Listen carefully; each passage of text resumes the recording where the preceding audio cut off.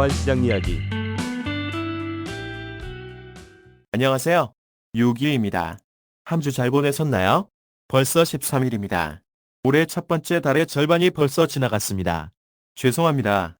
날짜를 세면 더 빨리 가는 것 같더군요. 그냥 그런가 보다 하고 하루하루 살아야 하는데 지난주는 엄청 추웠습니다. 감기 조심하세요. 그럼 1월 13일 지난주와 이번 주 외환시장을 살펴보겠습니다. 월요일 밤 트럼프가 선별적으로 관세를 부과하겠다는 이야기가 나오면서 외환시장은 큰 폭하락의 모습을 보이면서 요동을 쳤지만 이후 트럼프 본인이 직접 가짜뉴스라는 발표를 하면서 다시 제자리를 찾는 모습이었습니다. 급격히 V자형 움직임을 보인 모습입니다.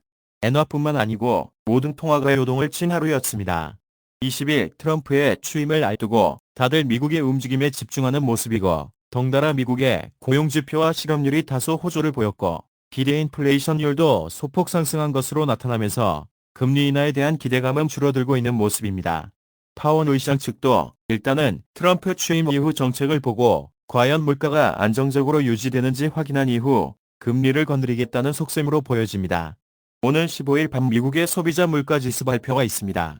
예상은 소폭 상승할 것으로 보고 있는데 결국 기대 물가도 그렇고 실제 전월 물가도 소폭 상승한다면 당분간 금리는 건드리기 힘들 것 같습니다. 트럼프 취임 이후 한두 달은 지켜봐야 금리에 대한 방향이 나오지 않을까 합니다. 그에 앞서 15일 낮 우리나라도 금통위에서 금리를 결정합니다. 지금의 정치 분위기, 고환율, 물가 상황 등을 고려하면 이번엔 동결하지 않을까 합니다. 만약 금리를 내린다면 환율은 1,500원까지 갈 수도 있을 것입니다. 그러나 지난주 중반 움직였던 국민연금의 전략적 환해지 물량 역시 어마어마한 효과를 보여줬습니다. 이번 주에도 계속 고점에서는 경계 심리가 작용할 것 같지만 전반적으로는 상승 압력을 받는 한 주가 될 것 같습니다. 그럼 지난주의 시장부터 돌아보겠습니다.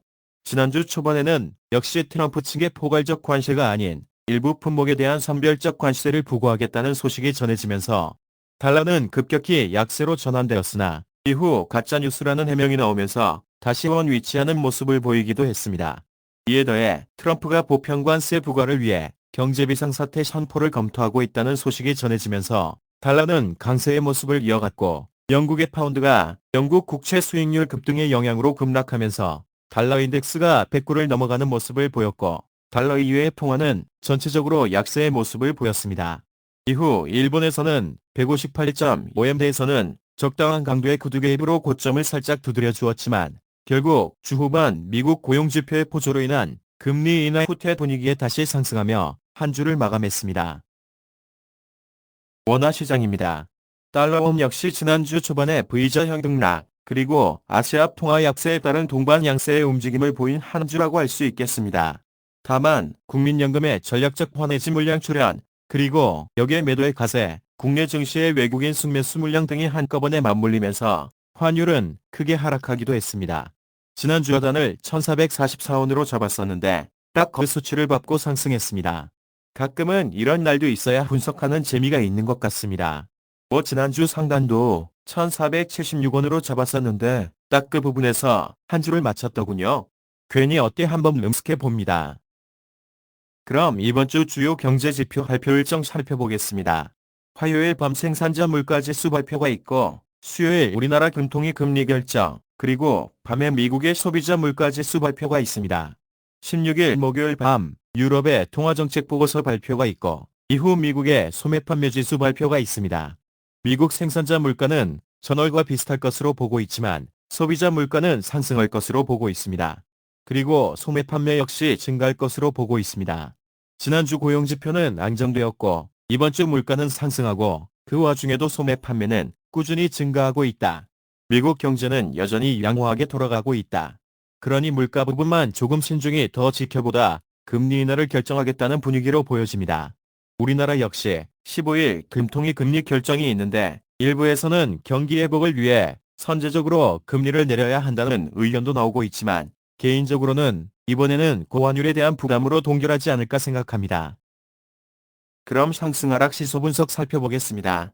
상승 요인은 역시 가장 시급한 것은 국내 정치 불안일 것입니다. 그리고 트럼프의 오락가락하는 관세 정책이 가장 큰 역할을 하는 것 같습니다. 불안하면 올라가고 아무 일도 없으면 내려간다. 는 법칙이 적용되는 것입니다. 또 우리나라 금통위에서 금리를 내린다면 이는 환율 상승의 요인이 될 것이고 지난주 전반적으로 순매수를 보였던 외국인들이 만약 다시 매도로 돌아선다면 상승의 힘을 보태게 될 것입니다. 하락은 역시 불확실성 해소가 가장 큰 하락의 요인일 것입니다. 트럼프가 관세 정책에 있어서 선별적인 관세를 부과하는 것, 그리고 국내 정치 불안 해소, 이는 무조건 대통령 탄핵이 아니라 정당한 법적 테두리 내에서 서로 평화적으로 공방을 주고받는 성숙한 민주주의 모습을 보여주는 것이 불안 해소일 것입니다. 또 지난주 순매수를 보였던 외국인들이 이번 주도 순매수를 이어갈지, 그리고 강력했던 지난주의 국민연금의 파워가 이번 주도 등장할 것인지가 하락의 주요 요인을 뜻합니다. 이번 주 살펴볼 주요 이슈를 다시 한번 정리해 보겠습니다.